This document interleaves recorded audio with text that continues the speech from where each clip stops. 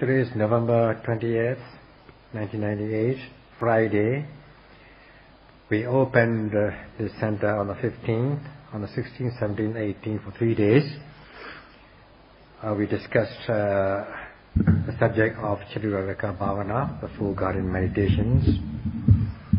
And in that we discussed Buddha nosity, recollection of the Buddha's quality. There may be other people who belong to other denominations. They want to keep their own faith, so they may not wish to pay respect or devotion to the Buddha in person. We are not forcing such people to do so. However, it is an accepted fact that the whole world, Satipatthana Bhavana has spread all over the world, and people who know the essence of it consider that this is this country's best export, and they would everybody would accept this rational faith. If such people cannot pay respect to the Buddha in person, of course they are not to be blamed. The Buddha has declared in the beginning of this great discourse on Satipatthana, the 7 benefits, beginning with the purification of the mind, purifying the mind of impurities such as raga, dosa, moha, craving, aversion and delusion, overcoming soka, grief, parideva, lamentation, dukkha, physical pain, domanasa, mental distress, realization of path and fruit, megha, eradicating all kilesas, and the experiencing the fruit of the attainment, phala, Ariya Megha Phala. In this way, the Buddha has declared these 7 benefits. No other person has done so. So now, in the practice of Satipatthana, people experience the purification of the mind, ridding their mind of his kilesas, raga, dosa, moha, impurities, and it itself is worth the effort, worth the practice. It is quite reasonable, and those who cherish this practice are undertaking the practice. Those who cherish undertake this practice, and when doing so, they are able to overcome their mental impurities. This is the fact. If they cannot accept that, not cherishing the advantages of Satipatthana, then of course it will not be worth coming here. If they stick to their old teachers or old methods instead of cherishing this method, then it will not be worthwhile coming here. After having discussed the 4 garden meditations, Chaturarika Bhavana, Sayadaw is to give a discourse on Dhamma Chekka, that is the turning of the wheel of the teachings of the law, of the doctrine. However, some yogis have some doubts about the practice, the reason for the practice. They question in this way, that what is the reason for this practice? So they want to know the reason. So to answer it briefly, the reason for the practice is to be free from the universal suffering of old age, disease and death by realizing the real peace of Nibbana. That is the answer to be given in the context of the Theravada Buddhism, the doctrine of the elders. အခုပြောခဲ့တဲ့အမေးနဲ့အဖြေအရင်းခံစကားကိုပဲနည်းနည်းချက်ထွေပြီးတော့ပြောလိုပါသေးတယ်တတ္တဝါတွေဟာ တ Pô Yin, Na Yin, Ti Yin, Mashi, Mashive, Sayadaw will have Matuya, a mere chanda lieta Niluja, yes, Ravoli. That what I achieved and the border. To elaborate on this point, everybody wants to be happy, nobody wants to endure this existential suffering of old age, disease and death. This is basically true. However, can we get what we want? The answer is no. We want to remain young as ever, but we get old. We want to be healthy, but for some reason or other we get sick, we get ill. We want to be alive, but for some reason or other we die in the end. And before we die, we are bound to encounter physical suffering, mental distress, sorrow, lamentation and so on. Of course, if there's no such thing as physical pain and mental distress, life will be very happy. But things do not occur as we wish it to be. Just look at now, when you are sitting in meditation, after a few minutes, you feel painful in the body. This is your physical suffering. And if you prolong it for a long time, then there will be mental distress, mental pain about physical suffering. And in order to be relieved from this pain, you change your posture. You may be relieved for a moment, but later on, if you continue to sit, you are bound to endure physical pain and mental suffering. For sensitive people, it will be extremely painful. Lastly, the death as the end of suffering, and when we die, when one dies, one will not die easily. Before death, one is bound to encounter some sort of suffering, physical suffering, mental distress, and so on. Those people who are suffering from the terminal diseases like cancer and all, they would endure more suffering. Those people who have very low resistance will suffer a lot. And after the death, this is the end of it, end of everything. It is not so. Death is not the end in itself. At the moment of death, people have some sort of attachment to their life or to their belongings and so on, to a family and so on. Then this will lead to new becoming. Once one is reborn in a new existence, one is bound to again endure suffering, existential suffering, as before.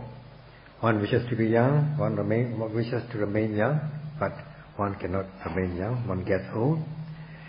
One wishes to be healthy, but one gets sick for some reason or other. One wishes to be alive, but one dies for some reason or another. So again, one is bound to encounter this existential suffering of old age, disease and death. Of course, there's one view held by some people, the view of annihilation, that is, after this life, there's no other life, that is the end of it. So all the suffering also will come to an end at the end of this life. That is one kind of view held by some people. But the arising of anything is not causeless, it is due to cause. The passing away is also not causeless, it is due to cause. So this conditioned psychophysical phenomena will not come to an end so long as there is some seed of attachment at the time of death, the dying moment. This will lead to another becoming. This can be of course explained better with the chain of dependent arising, but at this moment we'll just leave it at this. beings are living one life after another continuously, and they encounter suffering which they did not want to endure. The Buddha said in the text that all beings are marching towards this existential suffering of old age, disease and death. Once you are reborn in a new life, new existence, you are marching towards aging. There's no withdrawing, no turning back. You are marching towards illness, sickness. There's no drawing back, no turning back. In the end, you are marching towards death, no turning back from this. It's like when the cattle are driven by the cowboy, cattle herd, to the pasture land. No cattle, no cow can stay behind. They will all go to the pasture. So also, beings are marching towards this existential suffering of old age, disease and death. Nobody can stay behind. So we should think in these terms. Because of new existence, we encounter suffering, the existential suffering. Because of jati, birth or rebirth, that we suffer is old age, disease and death. If there is no rebirth, then there will be no such suffering. So if we want to be free from this universal suffering, we won't let new existence, we won't let ourselves be reborn in a new existence. So we should think logically in these terms. And also, if a baby which is born becomes foolish, then the mother will not be happy. So it is better that she does not give birth to a foolish baby. Then she will not endure suffering. So every time the baby is born, the baby dies. And every time the baby is born, the baby becomes foolish. Then it's better that no birth, the mother doesn't give birth to a baby or to a foolish baby. So the wife mother has got to find some means to be free from suffering. So too, every new existence will bring about new suffering, existential suffering. Because in this very life, at the moment of death, you have some attachment in your consciousness. Then, when one dies, due to this attachment, there's a rebirth takes place. Known as rebirth consciousness, jati. Once this rebirth consciousness takes place, then you start a new life, then new suffering. So if there's no jati, no rebirth consciousness, there will be no suffering. It's just like if the mother doesn't want the baby to give birth to a dead baby, still baby, she will find some means not to give birth to a baby. If she gives birth to a foolish baby, or every time, she will find some means to not to give birth to a foolish baby, so that she'll be happy. So also, if you don't want existential suffering of existence, then you will find some means not to be reborn. So according to this the doctrine of the elders, Theravada,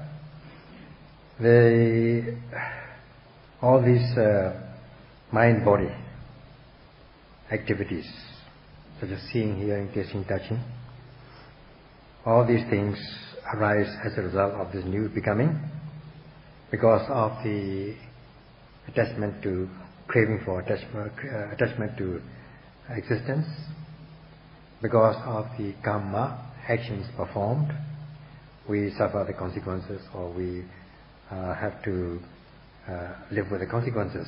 First of all, the root cause, namely the rebirth consciousness, that is the root cause. Then the basic result, that is the rebirth consciousness, and the continuing result or consequences, namely the mind psychophysical phenomena, mind-body activities such as seeing, hearing, tasting, touching, and so on. So, if we remove this karma or tanha, craving for becoming, then there will be no basic rebirth consciousness, basic result, nor will there be any continuing results, consequences. So we have to find the causes and remove these causes so that there will be no new root, the basic consequence or the continuing consequence. Basic consequence in the form of rebirth consciousness and the continuing consequence in the form of the mind-body phenomena, seeing, hearing, tasting, touching, all our activities of life. The root causes of this tanha is not seeing the flaws of this mind-body psychophysical phenomena, nama-rupa, and also not seeing the pleasure, transcendental pleasure, in the form of nibbana, the real pleasure of nibbana. So because of these two reasons, this craving for existence arises. Let us say when you are addicted to smoking, then so long as you are addicted, you are bound to endure suffering as a result of smoking related diseases and so on. So you are bound to encounter this kind of pain and suffering. So once you see the flaws of this result, consequence, then you will try to rid yourself of this addiction. And also if you see the happiness which can arise without smoking, you will also try to stop smoking. So once you cut off this addiction to smoking, then you are bound to be happy. You are bound to be healthy and free from the smoking related diseases and suffering and so on. So you have to also know the kind of happiness that you can get by being free from smoking. So these two things are necessary. Then you will not hesitate to stop your smoking habit. So also, because of this bhava, craving for becoming,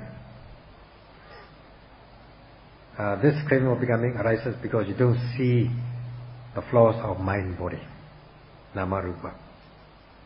That psychophysical phenomena are full of flaws, and you don't see the flaws of mind-body. That's why there is a bhava. Another reason is you don't see the better pleasure in the form of nibbana, the peace of nibbana. You don't realize that there is such a thing as the peace of nibbana. So because of these two reasons, you crave for new becoming. So once you see the flaws of this mind-body, plus seeing the real pleasure which you can get, which is better than the ordinary pleasures, then there will be no more craving for new becoming. So we have this fixed law, niyama. Not seeing the flaws, we think they are pleasurable, then we continue to enjoy it. Once you see the flaws, then you will not see that it is pleasurable, then you will not enjoy it.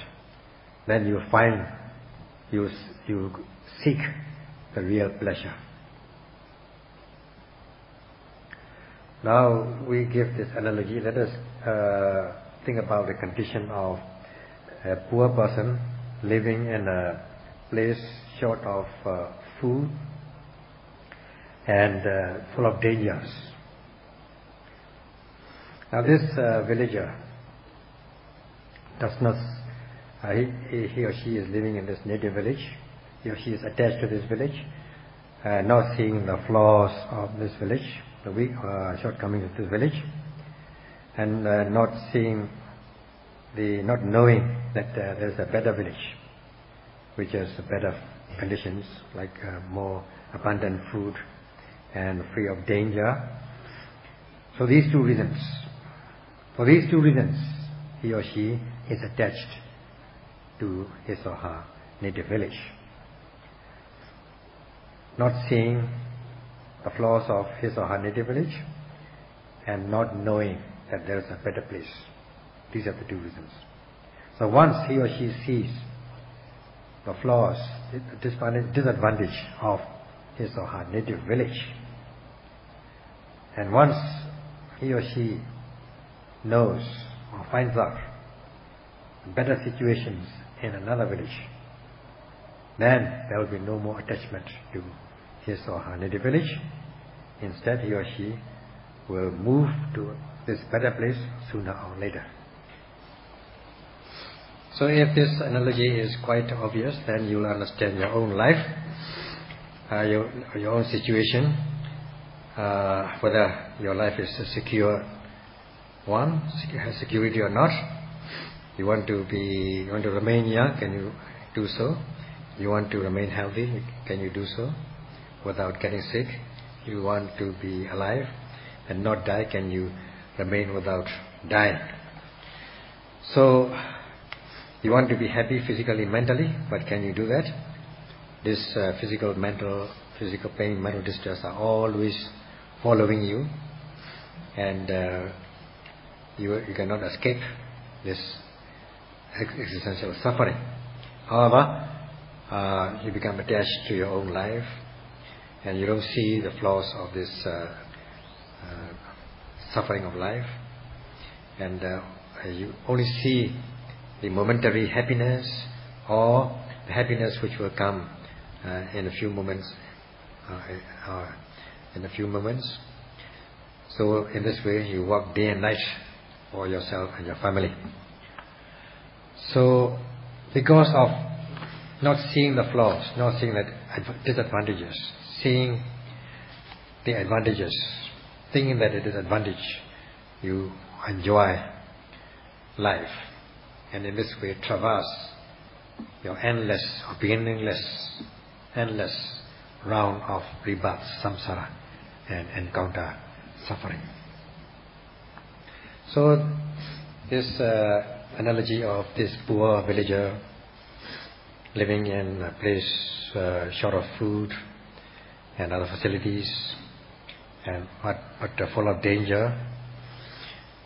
So because she doesn't realize the disadvantage of his or her village, and not knowing that there's a better place, he or she becomes attached. Once he or she finds out all these things, then he or she will run away sooner or later.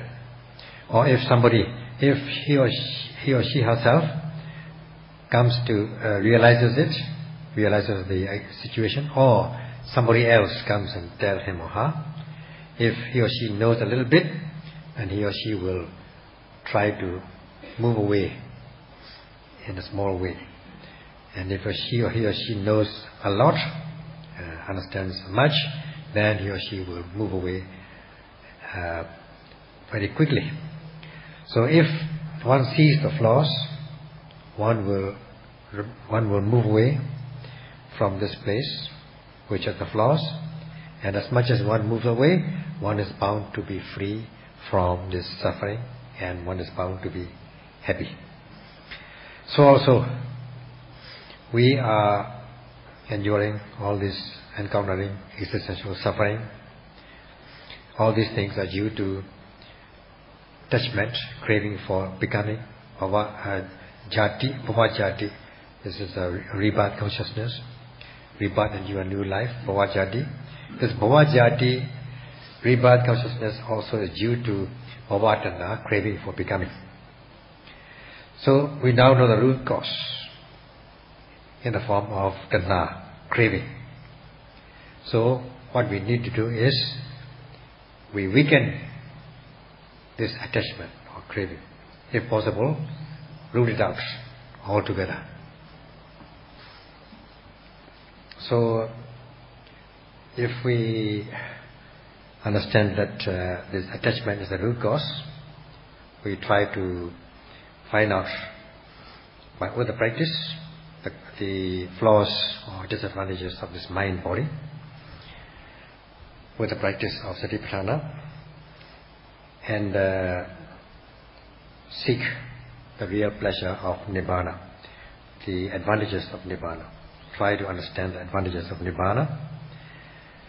So, to see the disadvantages of this mind-body existence, we have to practice this way of mindfulness, Satipatthana. Once we see the flaws with the practice, then there will be no more attachment, no more pleasure, no more enjoyment. You will see them as enjoyable. Then there will be no tanha. You can eradicate this tanha moment by moment, so that this tanha has a burning effect, undermining and tormenting effect. So if this burning effect is subdued, then there's bound to be cooling effect in the mind, until at last, with the progress of insight knowledge, you reach the ripening of insight, until you realize the path and fruition of the knowledge one, of the path and fruition knowledge of the noble ones, to attain the genuine happiness. So now you can judge for yourself why we undertake this practice to some extent. Like I said in the Vipassana axiom, to guard your mind, one should guard your mind with vigilant mindfulness of every arising. You note the arising phenomena in the body at the moment of their arising, so that you understand the realities of this mind and body. That this is the mind, this is the body, this is nama, this is rupa. And if you continue to practice in the course of your practice, you will come to see the conditioned phenomena, that things arise due to cause and effect. At this stage, you will not see as yet the flaws, the disadvantage of existence. Only when you are able to sustain your mindfulness with energetic aim of every arising phenomena, deepening your concentration and deepening this Khanika Samadhi, momentary concentration, seeing the existential characteristics, universal characteristics, beginning with the arising and passing away of psychophysical phenomena, the conditioned, the psychophysical phenomena. As they arise and pass away, they are not permanent, they are not reliable, they are not dependable, they are frightful, because anything which is not stationary, which is not permanent, cannot be relied upon. And you come to see the disadvantage, the flaws of this mind-body. And this mind and body do not occur as you wish them to occur. They are not manageable, they are not controllable. They arise on their own. There is no abiding core. Insubstantial. They are anatta, selfless, non-self. In this way, you come to see the real disadvantage, the flaws of this mind-body. By seeing the existential, the universal characteristics of impermanence and so on, of this condition, the psychophysical phenomena, that this existence has no security. If you see a little bit, you will be a little bit detached from yourself, from attachment. You will be detached from your own self. There will be a slight detachment. If there is much experience, much seeing, more seeing, then there will be more and more detachment. And if you can practice fully, see things completely, then there will be complete detachment. Understanding that this mind-body is a mass of suffering. You had thought previously that they are pleasurable, but it is not so. So, you long for a pleasurable, or you long for real, genuine peace and happiness. So you practice to realize that peace and happiness. Now in the ordinary world, ordinary life, if you are pessimistic, so to speak, if you see things and that they are not pleasurable, or they are not good, they are not dependable, then you tend to become discouraged. For sensitive people, you will react at once, because you have been seeing them as pleasurable. But if somebody says that, oh, this is disadvantageous, this is not pleasurable, then you will at once react and become discouraged. However, when you see the disadvantage, the flaws of mind and body, with the comprehension of these universal characteristics, in the course of the practice, instead of being discouraged, you become encouraged. You become energized. You become more alert and awakened to the realities.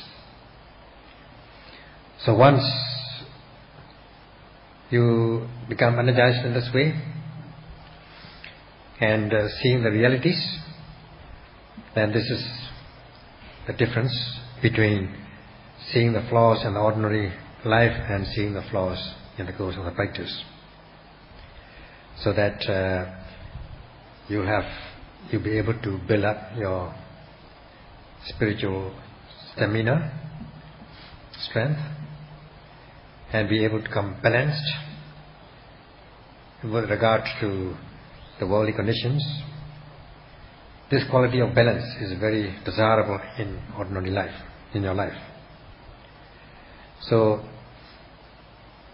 the immediate advantage of the practice is to become balanced in your view of life. This is the quality that you are gaining as a result of the practice. Now what we have discussed so far is to see the flaws of this existence and to understand the existence of the real pleasure.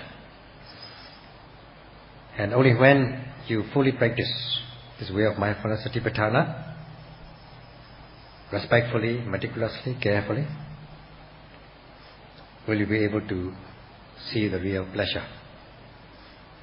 Otherwise not. Otherwise there will be no difference.